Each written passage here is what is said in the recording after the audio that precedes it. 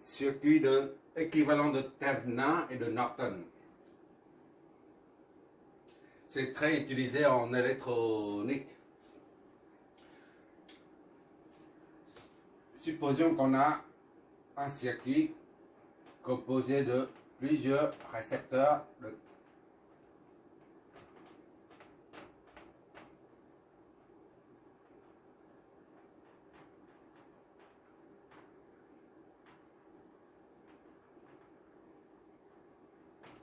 voilà.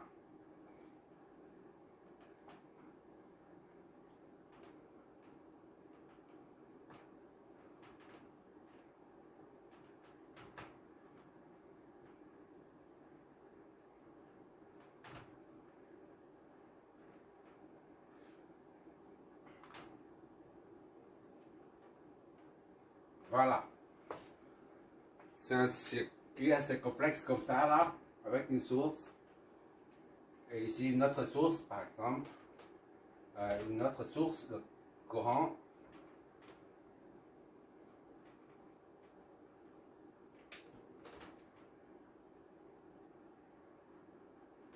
Voilà.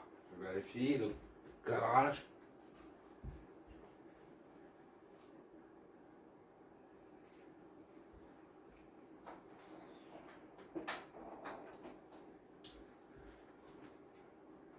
Si on raccorde une charge ici, RCH, et ben le courant va, la source va débiter un courant qui circule dedans.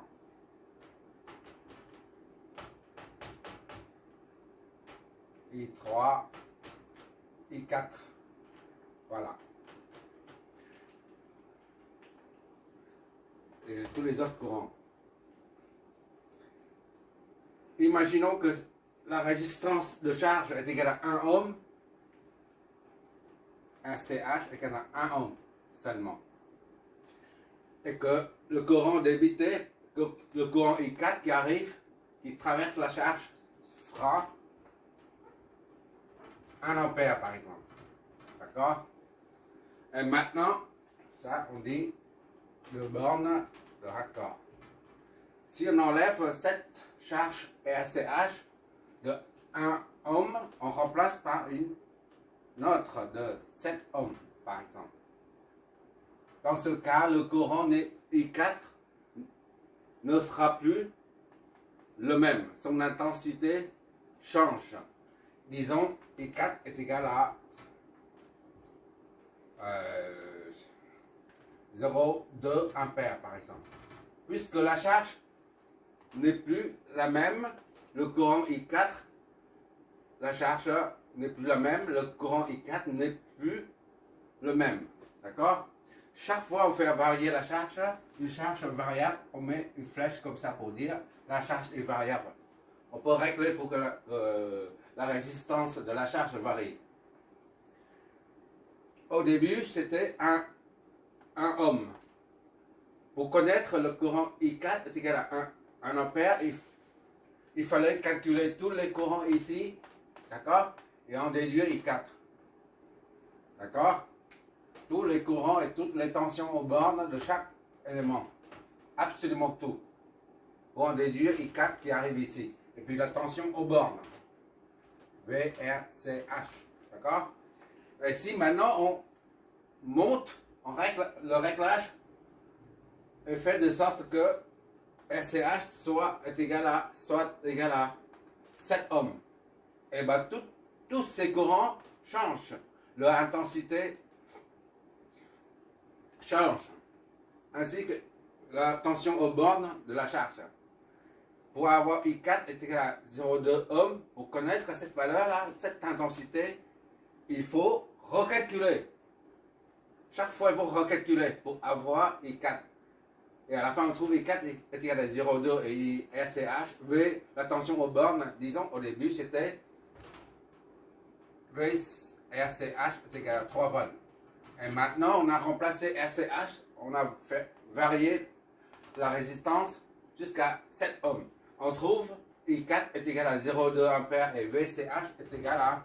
On calcule et on trouve VCH VRCH est égal à 2 volts par exemple. On n'en sait rien. Bon. Hop.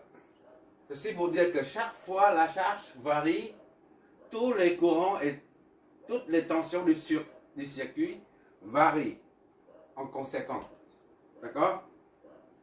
Pour éviter de reprendre les calculs, chaque fois on fait varier la résistance de charge.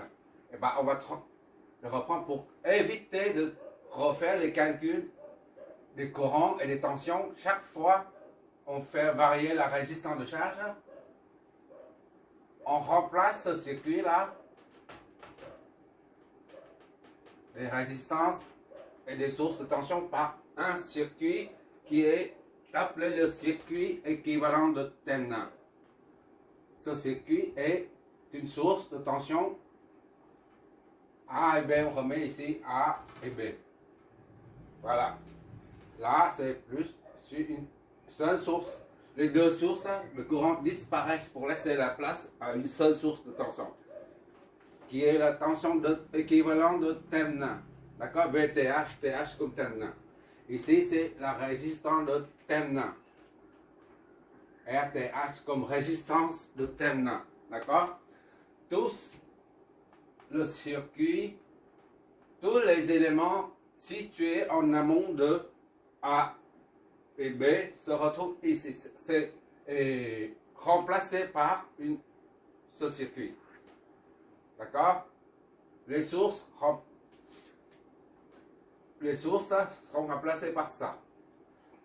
Les sources et les tensions sont remplacées par ça. Et toutes les résistances, y compris de ce côté ou de ce côté, sont remplacées par RTH.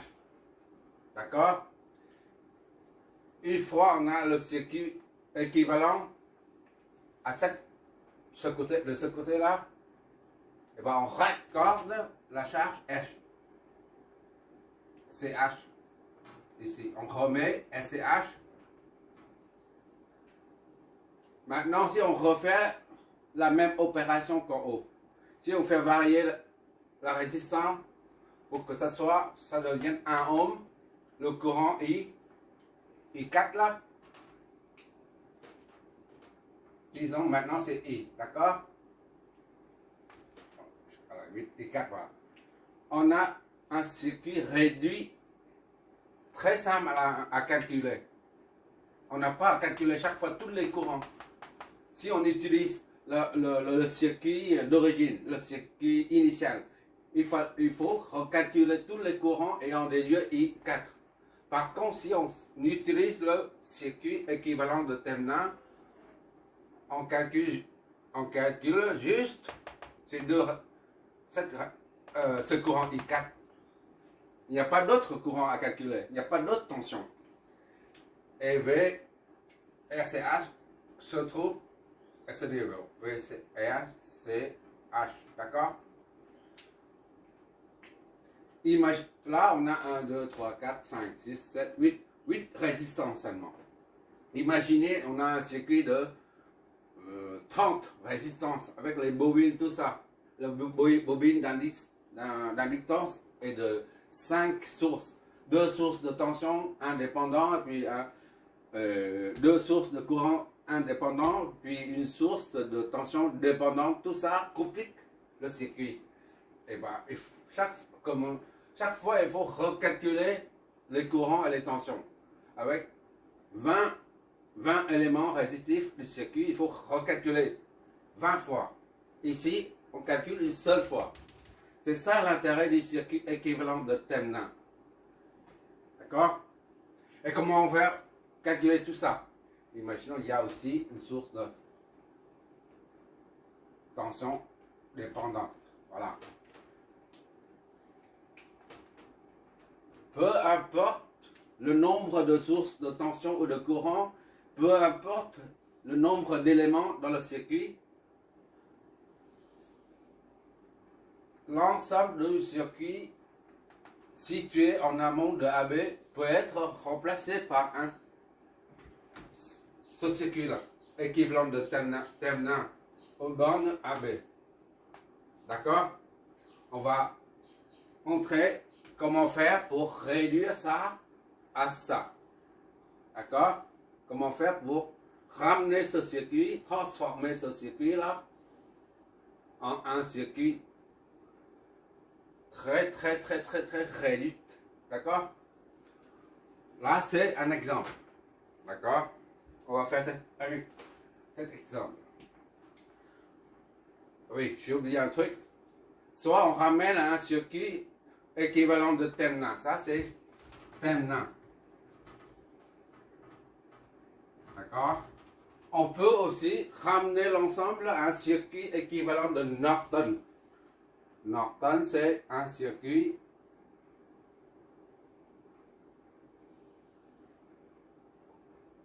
c'est celui-là. Norton. Norton. D'accord? Au lieu d'avoir une source de tension indépendante là, on a une source de courant. Tout court. D'accord? Et RTH se trouve ici. D'accord? Il faut revoir l'exercice 6, 5 ou 6. D'accord? Ça devient ça. Ou ça devient ça. C'est-à-dire, on réduit ça, on transforme ça en ce circuit. Ou alors, on transforme ça en un circuit réduit, celui-là. D'accord? Ça s'appelle Norton. Circuit équivalent de Norton. Ça, c'est circuit équivalent de Temna. Temna, lorsqu'on parle de circuit équivalent de Temna, on entend par là, il y a une source de tension. Et lorsqu'on parle du circuit équivalent de Norton, on entend par là, il y a une source de courant. D'accord? Bon, on va appliquer ce principe pour résoudre le problème ci-contre.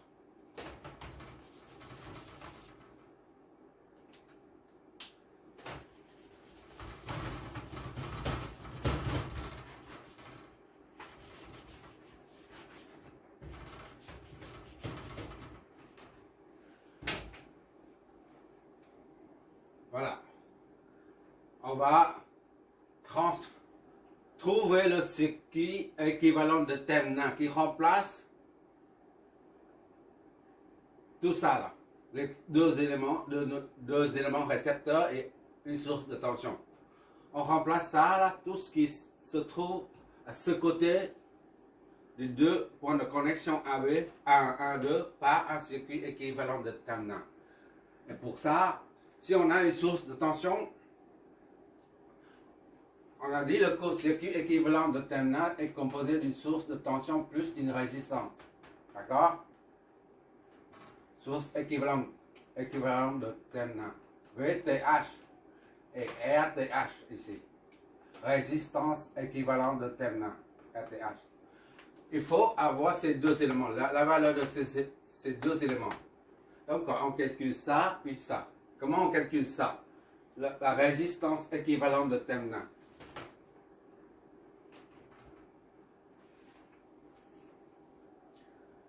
Quand il s'agit d'une source de tension, on imagine il y a un câble, un fil, un conducteur qui relie ici à là. C'est-à-dire, quand il s'agit d'un conducteur, il n'y a pas de résistance. D'accord? Un fil conducteur, il n'y a pas de résistance. Comme on a dit, une source de tension, il y a une certaine résistance. D'accord? Mais quand on relie comme ça, là, c'est un simple fil conducteur, et bien, la source de tension est court-circuitée. Court-circuitée. Autrement dit, on cherche la résistance équivalente de Temna. Seulement la résistance, d'accord? On ne tient pas compte des sources de tension. On enlève cette source. Enlever une source de tension, c'est-à-dire comme si on l'éteint. On la rend inactive. Il n'y a plus de tension aux bornes. Il n'y a qu'un seul fil qui relie d'ici à là. Rendre inactif cette source de tension. C'est-à-dire aux bornes de... Ici, c'est 3 et 4, disons. Aux bornes 3 et 4, comme s'il y a un seul fil, un seul conducteur. Il n'y a plus de source du tout. Parce qu'un seul conducteur, le potentiel ici, c'est le même que celui-là, c'est le même que celui-là, c'est le même que celui-là. D'accord? Il n'y a plus de tension. C'est un simple fil conducteur. On cherche la résistance équivalente tana. Pour ça, il faut désactiver la source de tension. Désactiver la source de tension, c'est-à-dire de faire de sorte qu'il n'y a plus de tension aux bornes de la source. Et ça consiste à, par la pensée, on imagine qu'il y a un câble qui relie d'ici à là. D'accord? Donc, on enlève la source. Qu'est-ce qui nous reste? On enlève la source. Voilà.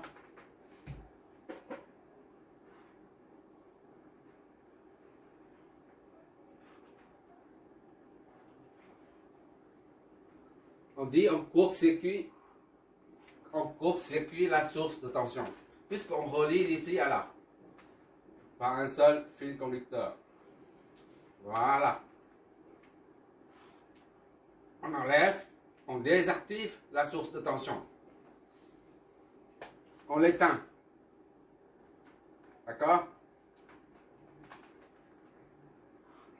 On éteint la source de tension.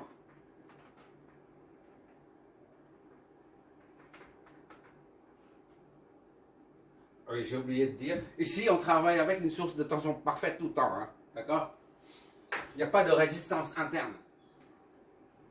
Ça, c'est R1. On remet. R2, on remet. Et là, c'est 1 et 2. On cherche la résistance équivalente de terminal RTH aux bornes de AB. Puisqu'on va remplacer ce côté-là par ça. D'accord? Donc, on y va. La source de tension est éteinte. Donc, il ne reste qu'un simple. Cette source devient un simple fil conducteur. Il n'y a plus de tension parce que ici, ce point, c'est le même point. Le même potentiel. La différence de potentiel est nulle. D'accord? Bon, la résistance entre 1 et 2, c'est RTH, d'accord? RTH est égal à, ça c'est une combinaison en parallèle de deux résistances, entre 1 et 2. Est égal au produit sur somme.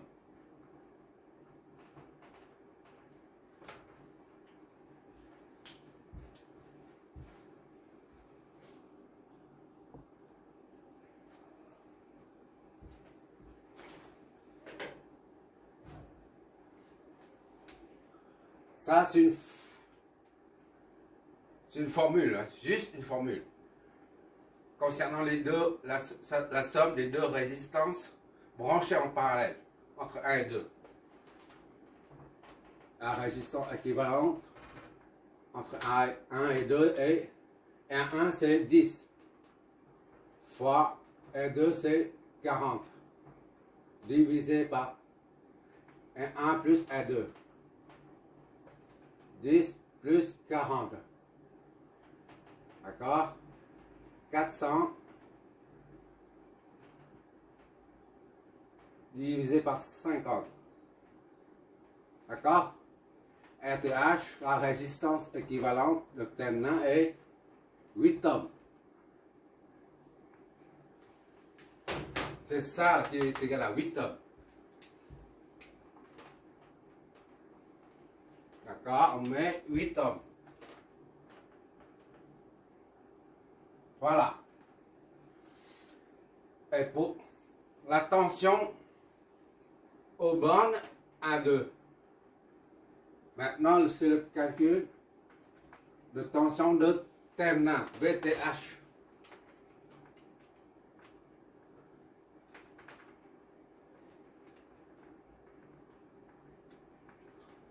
Pour la tension aux bornes de 1, 2, eh ben on effectue de façon classique avec ce circuit-là, pour trouver la tension aux bornes 1, 2. Pour ça, on numérote les nœuds. Ici c'est 1, d'accord, c'est le même point. 2 ici. C'est 2 toujours. On suppose, comme d'habitude, on suppose un courant qui sort. I, A. I, A. D'accord? Ici, il n'y a pas de charge. I, A. Voilà. Et il retourne ici. I, A. D'accord? Maintenant, on va chercher cette tension-là.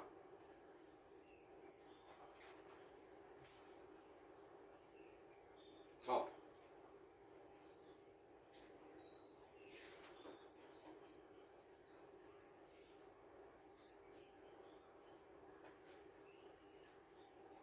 On utilise le pont. Je reprends en bas pour que ça soit plus clair et net. On va pas mettre tout dans le même sac. Bon.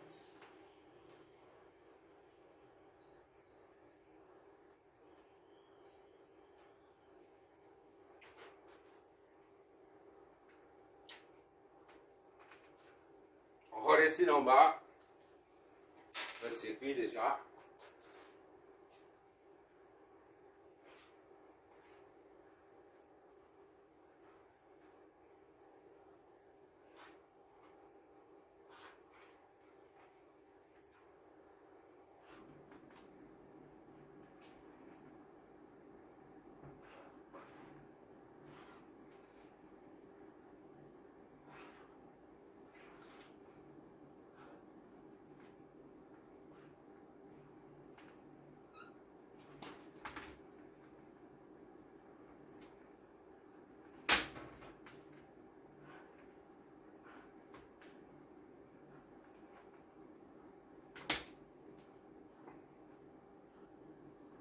Un, deux, voilà. On va chercher cette tension-là pour mettre ici.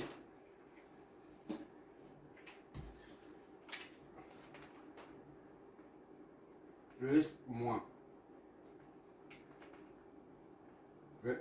VA est égal à 20 volts, d'accord? R1 est égal à 10 ohms. R2 est égal à 40 ohms. Bon.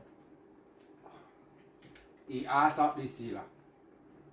IA vient ici, et IA descend ici. D'accord? On utilise pour trouver ça. Ça.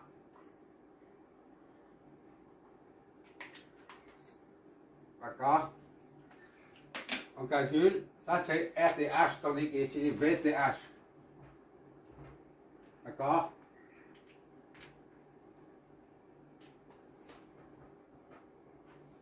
RTH est égal à combien? Voilà, on a trouvé. RTH, maintenant VTH. On se sert du pont du diviseur de tension.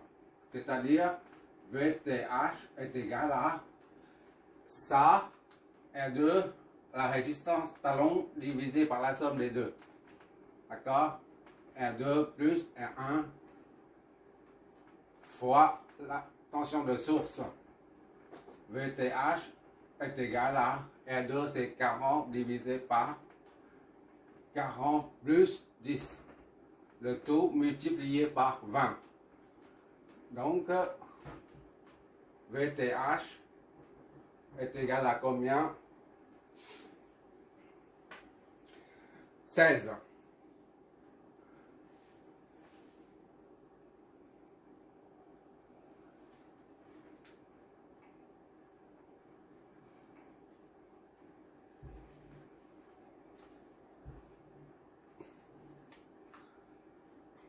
On voit toujours.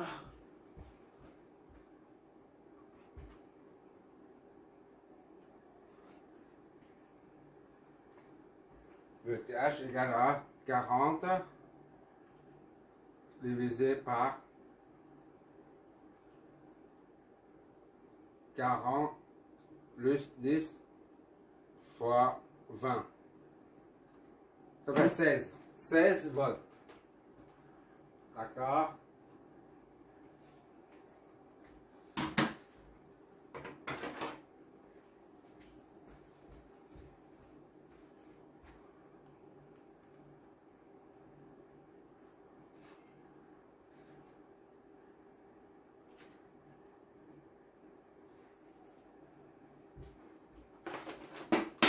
On va entourer. Donc, notre tension équivalente de terminal, c'est 16 volts. Voilà. Là, c'est terminé. Ça, c'est 1 et 2. Ici, c'est 1 et 2.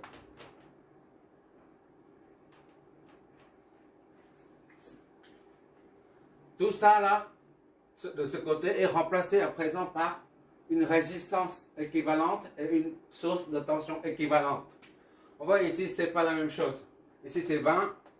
Ici, c'est 16. D'accord? Cette tension, on la met ici. D'accord? Ce n'est pas, bien qu'on a calculé aux bornes 1, 2, mais on la met ici, puisque le circuit là n'est pas encore raccordé à la charge. D'accord? Comme dans l'exercice 7. Revois l'exercice 7 concernant la batterie de voiture de 12 volts. D'accord? Ici, c'est 16 volts, pas là. D'accord? Et comment faire pour savoir que c'est RTH, la résistance équivalente est 8 volts? Eh bien, 8 volts, mais 8 ohms, mais pas 5 ohms. Ou encore, comment faire pour savoir que c'est VTH est 16 volts. 16, mais pas 20 volts. Ah, ça c'est juste une question. Eh bien, il y a une méthode pour contrôler ça, contrôler ce résultat. D'accord? Il suffit de injecter dedans. Le circuit il est comme ça. Là.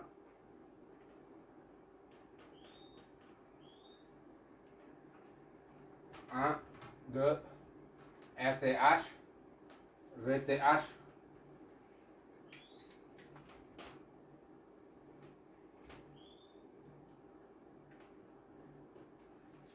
Il suffit de mettre une résistance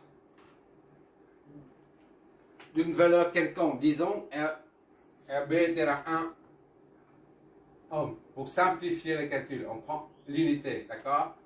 Reliée à une source externe, d'accord? Cette source externe, c'est V, disons VB est égal à 1 volt aussi.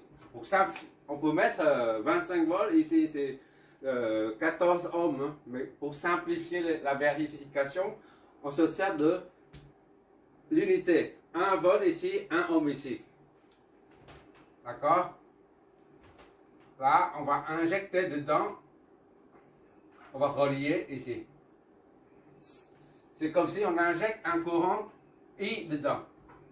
Ça VB, IB. D'accord? Et on fait la même chose avec le circuit d'origine. Et on doit retrouver le même courant. C'est-à-dire, on remet le circuit d'origine ici, là. Voilà. 1 et 2. D'accord? 1 et 2 est égal à 10, est égal à 40. Et 2 est égal à 40 ohms. Et 1 est égal à 10 ohms. Voilà. Et V A est égal à 20 volts. Ça, c'est le circuit initial d'origine. D'accord? Et on fait pareil. On injecte un courant dedans à travers une résistance RB est égale à 1 ohm. D'accord? Et la source de tension, c'est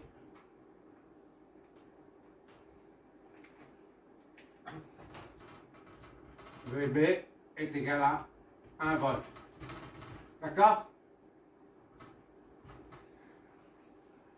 On reprend on a trouvé le circuit équivalent de terminal là, qui correspond à ce côté gauche du nœud 1 et 2, d'accord? Et ce circuit, c'est ça. Et une fois on a trouvé, il faut vérifier que la résistance de terminal équivalente là, et la source sont correctes.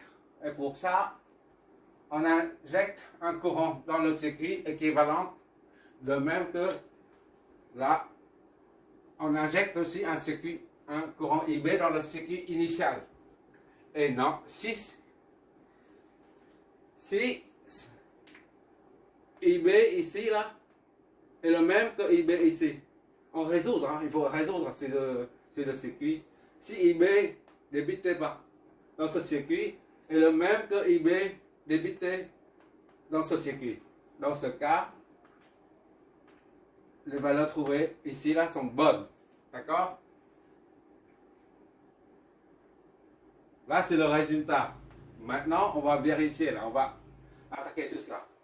C'est le circuit pour vérifier si c'est bon ou pas.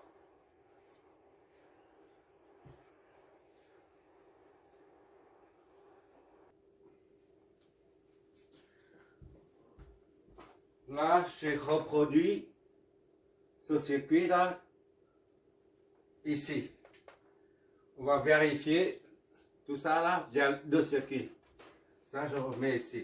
On vérifie d'abord, premièrement, à travers le circuit de terminal. Et on doit trouver IB. Et après, on fait la même chose, la vérification avec le circuit d'origine. Celle-là, là, on fera après, d'accord? Bon, j'efface ça.